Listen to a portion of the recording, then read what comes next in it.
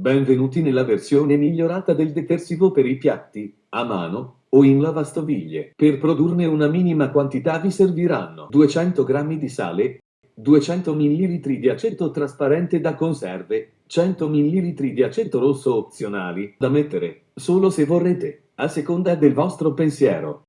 Un misurino per le quantità, 400 ml di acqua e 3 limoni. I 3 limoni devono essere al naturale, cioè senza la paraffina nella buccia. Lavate e strofinate accuratamente la buccia dei limoni sotto l'acqua corrente e successivamente asciugateli con uno strofinaccio. Siccome con 3 limoni si fa meno di 1 litro di detersivo, noi lo faremo con 12 limoni, aumentando proporzionalmente tutti gli ingredienti, in modo da ottenere circa 3,5 litri di prodotto da passare a genitori, amici, parenti, vicini di casa, fratelli e sorelle.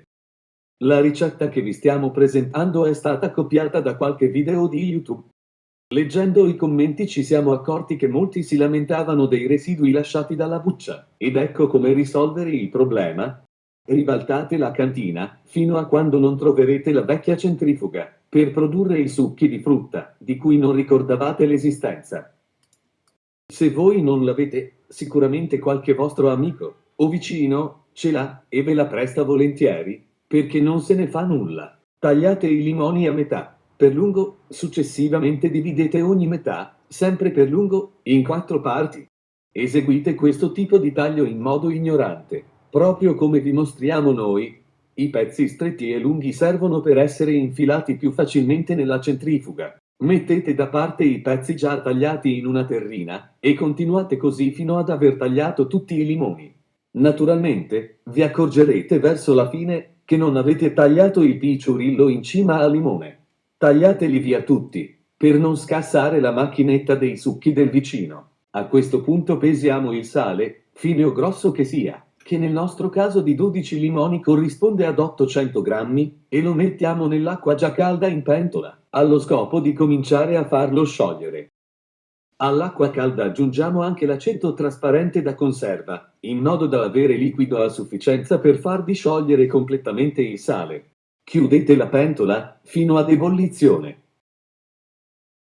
Quando l'acqua e aceto comincia a bollire, mescolate fino a sciogliere quasi completamente il sale. Questo composto comincia ad avere un odore che prende alla gola, ma non è nulla se lo confrontate con quello che sentirete dopo, una volta aggiunto il succo di limone. Per evitare che i vicini che vi hanno prestato la macchinetta per fare i succhi chiamino i vigili del fuoco, vi raccomandiamo di accendere la cappa ed aprire le finestre. Nel frattempo che l'acqua bolle, possiamo cominciare a produrre industrialmente il succo di limone con la macchinetta del vicino di casa. Questo processo produrrà un liquido totalmente privo di fibre, quindi il nostro sapone non lascerà alcun residuo sui piatti. Come potete vedere, infatti, tutte le fibre della buccia rimangono nella parte superiore della macchinetta, che diventerà un vero casino da pulire. È possibile tritare i limoni relativamente in fretta, ma attenti a non sforzare troppo il motore, se no si brucia e dovete ricomprare la macchinetta al vicino. Prendete ora il succo di limone ed unitelo al composto. Ripetete l'operazione fino a quando non avrete aggiunto il succo prodotto da tutti i pezzi di limone. Ora sì, che la pentola produrrà dei fumi pestilenti, che molti di voi non riusciranno a sopportare. Attendete ora che la pentola torni in ebollizione e solo da quel momento cominciate a cronometrare 15 minuti. Questo è il tempo che deve bollire il composto al completo. Mescolate di tanto in tanto ed assicuratevi che il sale si sia sciolto del tutto. Eventualmente, se così non fosse, potete aggiungere un po' di acqua. Fate raffreddare completamente il sapone. Se lo volete giallo fosforescente, potete lasciarlo così com'è e funziona benissimo. Se invece lo volete color rosa pompelmo, aggiungete 100 ml di aceto ogni 3 limoni. Fate un po' di esperimenti e capirete in base alla vostra lavastoviglie e dal programma utilizzato. Noi abbiamo cominciato a farci questo detersivo perché eravamo stufi di avere l'impressione di mangiarci il brillantante. Con questo sapone tutti i piatti vengono belli lucidi, senza residui e senza odore. Se avete una buona lavastoviglie ed azzeccate il programma giusto, non c'è bisogno di prelavaggio. Oppure, se lo ritenete necessario, potete usarlo anche per il prelavaggio. L'unica differenza dal sapone normale è che non fa alcuna schiuma. Per il prelavaggio potete anche usare l'acqua di bollitura della pasta, che è ottima e sgrassa bene.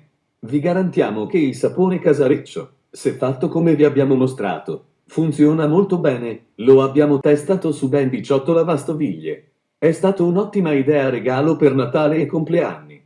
Produrlo costa molto ma molto meno che comprare il detersivo per lavastoviglie. Vi consigliamo di metterlo in una bottiglia di vetro, conservarlo in frigo non oltre un paio di mesi e, per sicurezza, scrivere sulla bottiglia che si tratta di detersivo. Rimanendo fermo, il composto tende leggermente a separarsi. Vi raccomandiamo di scuoterlo bene prima dell'uso a mano o in lavastoviglie. Ed ecco il vostro prodotto pronto da usare o da regalare, che potrà essere usato senza brillantante. Per capire se la vostra lavastoviglie è adatta, dovete guardare se la vaschetta ha la guarnizione. La lavastoviglie non subisce alcun danno con questo detersivo. Ne basta pochissimo. Appena 3 piccoli cucchiaini da tè. 1, 2, 3.